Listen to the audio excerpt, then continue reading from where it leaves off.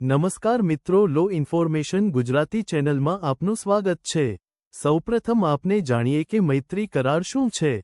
ઘણીવાર આવા સવાલો પૂછવામાં આવે છે। મૈત્રી કરારનો કોઈ સ્પેશિયલ કાયદો બનેલ નથી। તેમ છતાં વખતો વખત થતા કેસોમાં હાઈકોર્ટ કે સુપ્રીમ કોર્ટના ચુકાદામાંથી આપને મૈત્રી કરારના નિયમો સમજીએ તો મૈત્રી કરારમાં રહેનાર બંને પક્ષકારની ઉંમર 18 વર્ષ કે તેથી વધારે હોવી જોઈએ। પરંતુ મૂળ કાયદો ઘણા બધા જાણતા નથી।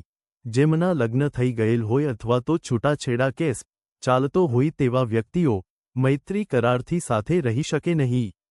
પરંતુ કાયદાની અજ્ઞાનતાના કારણે હાલમાં પરિણીત લોકો પણ આવા મૈત્રી કરાર કરી બેસે છે। પરંતુ તેમને ખ્યાલ નથી કે પરિણીત વ્યક્તિને ભગાવી જવાનો ગુનો પણ એમના વિરુદ્ધ પોલીસ સ્ટેશનમાં દાખલ થઈ શકે છે।